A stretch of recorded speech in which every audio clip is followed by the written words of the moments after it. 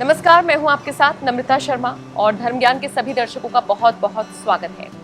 2024 में चुनाव होने हैं और उम्मीद इस बार यही लग रही है कि एक बार फिर से नरेंद्र मोदी की वापसी हो सकती है। लेकिन सवाल ये भी खड़ा होता है कि 2024 तो इलेक्शन अगर बीजेपी जीत जाती है, 2029 में क्या होगा? सवाल ये भी बहुत सारे लोगों के जहन में है कि पीएम मोदी के बाद प्रधानमंत्री पद का वारिस कौन हो सकता है, दावेदार कौन हो सकता है। और इन्हीं सब चीजों पर आज हम चर्चा करेंगे। चर्चा करने के लिए जाने माने ज्योतिषाचार्य मयंक शर्मा जी हमारे साथ मौजूद हैं। सर, स्वागत है आपका। धन्यवाद अमृता जी, और सभी धर्म ज्ञान के दर्शकों को बहुत बहुत नमस्कार। मयंक जी, ग्रहों की चाल क्या कुछ इशारा कर रही है? 2024 में तो यही इशारा मिल रहा है कि नरेंद्र मोदी की वापसी सत्ता में हो सकती है केंद्र में, लेकिन 2024 के बाद क्या? कौन पीएम पद का वारिस हो सकता है, दावेदार हो सकता है? और इस चीज में मैं योगी आदित्यनाथ का नाम भी जोड़ना चाहूंगी। दिन पर दिन जैसे उनका वर्चस्व बढ़ रहा है, जैसा काम उन्होंने किया है, उनकी पॉपुलैरिटी बढ़ी है, महिलाओं में एक बहुत अच्छी छवि उनकी बनी है। तो क्या जो बार बार सवाल लोग पूछ रहे हैं कि कौन 2024 के बाद प्रधानमंत्री पद के लिए दावेदार हो सकता है, क्या हम इसको योगी आदित्यनाथ के तौर पर जोड़कर देख सकते हैं? दोनों दिग्गजों की कुंडली किस तरफ इशारा कर रही है? देखिए, अगर बात करें 2024 के इलेक्शन की भी अगर आप चर्चा करना चाहते हैं इसमें, तो उसके बारे में भी हम बता देते हैं, और आने वाले समय में क्या कुछ घटनाक्रम रहेगा उसके बारे में भी आपको जानकारी देंगे। देखिए, इस समय अगर हालात की बात करें तो मोदी जी की कुंडली सबसे पहले उठा लेते हैं, जो कि वृश्चिक लगन और वृश्चिक राशि की है। लगन में ही चंद्र मंगल का इनका उच्च पर सिंहासन राजयोग है। दशम भाव में शुक्र और शनि है, पंचम भाव में राहु है, चतुर्थ भाव में गुरु है, और लाभ स्थान में या जनता से लाभ का जो घर है वहां पर सूर्य और बुध की युति है। बहुत ही सुंदर इनकी कुंडली में राजयोग है। देखिए, अगर हम देखें इस समय करंट में मोदी जी के ग्रह स्थिति उतने बेहतर नहीं चल रहे हैं, क्योंकि लगन में गोचर में केतु चल रहा है, सप्तम भाव में राहु चल रहा है। तो कहीं ना कहीं विपक्ष इस समय मोदी सरकार के ऊपर ताबड़तोड़ हमले कर रहा है, विपक्ष हावी होने का प्रयास कर रहा है, जिसकी वजह से कहीं ना कहीं मोदी जी की छवि के ऊपर भी फर्क पड़ा है। अगर इस समय उनकी दशा की बात करें तो कुंडली के हिसाब से उनको अभी चंद्रमा की दशा है, जो कि इस वर्ष 30 नवंबर तक रहने वाली है। ध्यान दीजिए, 30 नवंबर के बाद उनको जैसे ही मंगल की दशा शुरू होगी, लग्नेश की दशा होगी, बहुत ही पावरफुल उनके लिए रहने वाली है। और गोचर में अप्रैल के बाद सितारे उनके बदलने वाले हैं, क्योंकि जब राहु केतु का परिवर्तन भी हो जाएगा तो वो इनके लिए बहुत ही सकारात्मक समय आने वाला है। तो मेरे हिसाब से ये है कि मई के बाद, मई 2022 के बाद मोदी जी की छवि में तेजी से सुधार होगा, और छोटी मोटी जो नाराजगी जनता में बनी हुई है वो भी आने वाले समय में दूर होने वाली है। अगर हम बात करें 2024 में तो सितारे नक्षत्र तो यही कह रहे हैं कि मोदी जी ही अगले मतलब कि बीजेपी के लिए प्रधानमंत्री पद के दावेदार यही रहेंगे, और ग्रह नक्षत्र भी ये कह रहे हैं कि इन्हीं की ही वापसी होती भी नजर भी आ रही है, कि मंगल की दशा रहेगी, और मंगल इनकी कुंडली में छठे भाव के कारक हैं, लगन के कारक भी हैं। मंगल की दशा में मोदी जी बहुत कुछ बड़ा परिवर्तन आने वाले समय में लाने वाले हैं। मेरी ये भविष्यवाणी है कि नवंबर जैसे लगेगा और इनको दिसंबर जैसी लगेगा, इनको मंगल की दशा शुरू होने वाली है। मंगल की दशा में काफ़ी कुछ घटनाक्रम आने वाले समय में देश में देखने को मिलेगा। कुछ नए बिल भी पास होने वाले हैं राज्यसभा में, सितारे ऐसे गा रहे हैं।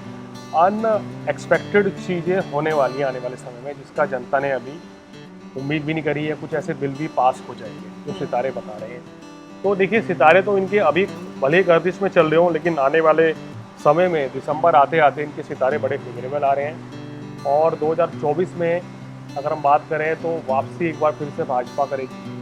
2024 में तो इशारा मिल रहा है, और इनका ही मिल रहा है। 24 के बाद पीएम पद का दावेदार कौन हो सकता है? देखिए, मेरे को लग रहा है कि 2 से 3 लीडर आने वाले समय में काफ़ी ज़्यादा प्रभावी रहेंगे। उनमें से एक जो प्रमुख रूप से लीडर हैं योगी आदित्यनाथ हैं। इनकी कुंडली मोदी जी की तरह ही प्रबल है, और इनके ग्रह नक्षत्र उन्हीं की तरह प्रबल है, क्योंकि योगी जी की कुंडली भी सिंह लगन की है। दशम भाव में उनके सूर्य और शनि बैठे हैं, बलवान स्थिति में बुध भी है।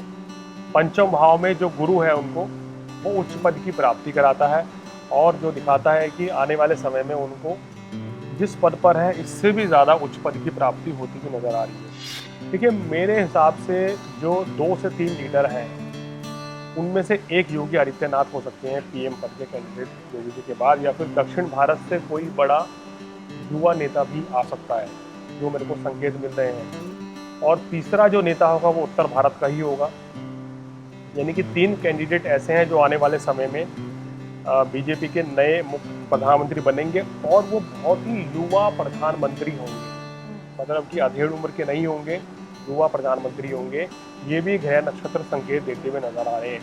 अगर कुंडली के हिसाब से बात करें तो मोदी जी के बाद योगी जी का नंबर जो है काफ़ी प्रबल मेरे को नज़र आ रहा है। इनके सितारे बहुत बलवान हैं। आप आने वाले समय में ये देखेंगे जिस तरह से मोदी जी को पहले गुजरात का मुख्यमंत्री बनाया जनता ने, उसके बाद उनको केंद्र में लाए, प्रधानमंत्री बनाया, इसी तरह से योगी आदित्यनाथ को भी धीरे धीरे आगे बढ़ते हुए आप देखेंगे। उनका कद भी आगे बढ़ता हुआ काफ़ी नज़र आ रहा है।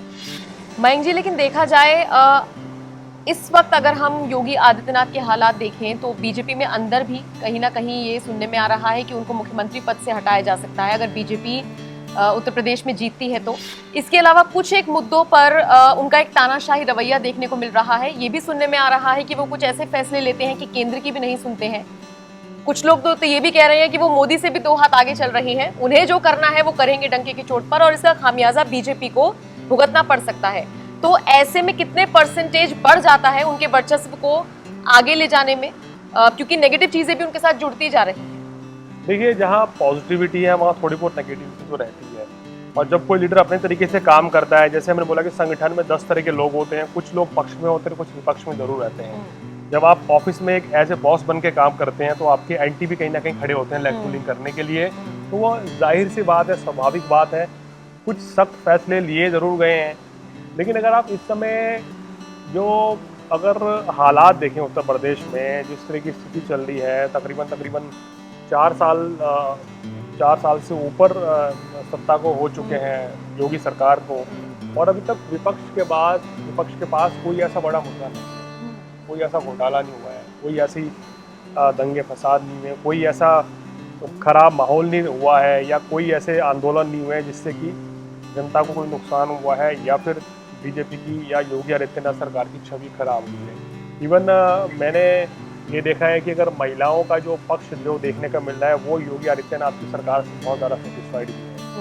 तो कहना चाहिए कि अंदर पार्टी में गुटबाजी भले ही ज़रूर पिछले कुछ दिनों हुई हो, या कुछ विरोध के स्वर भी खड़े हुए हैं, लेकिन आला कमान से क्या फैसला आया है ये आपने देख लिया है।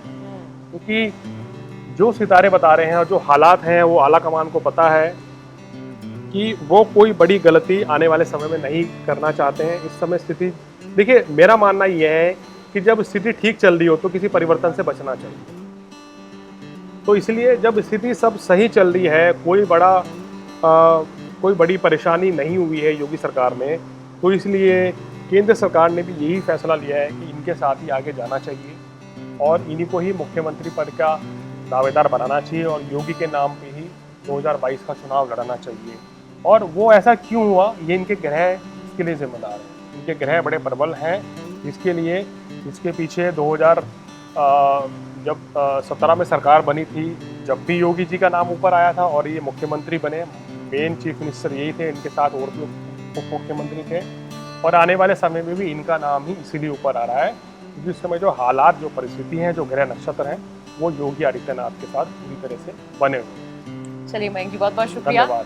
और देखना होगा किस तेजी के साथ वर्चस्व में बढ़ोतरी होती है योगी आदित्यनाथ की, और 2024 के बाद जो इलेक्शंस होंगे 2029 में, उसमें क्या वो पीएम पद के दावेदार होते हैं या नहीं। बहुत बहुत शुक्रिया इस वीडियो को देखने के लिए।